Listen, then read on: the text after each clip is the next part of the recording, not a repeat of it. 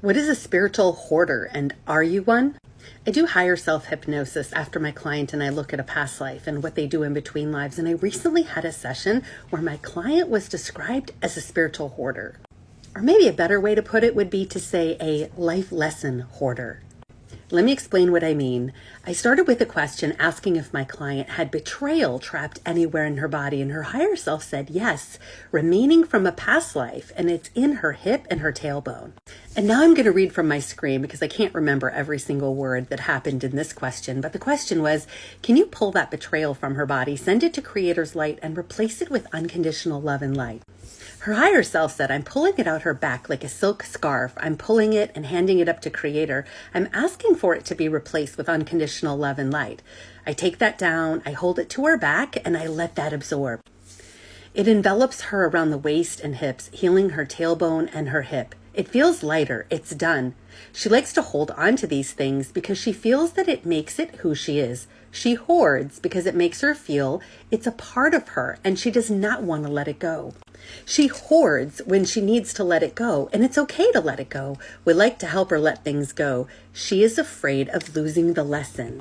She might forget the lesson and then have to relearn it. And that seems like so much work for her. So instead, she holds on to every little piece of everything. It's time to let it go. So then I asked her higher self, would it benefit her to have you download the program into her? I know what it feels like. I know that it's possible. And I know how to release emotions from past lessons, from this life and other lives, without the need to hoard them or hold on to them to be my reminder.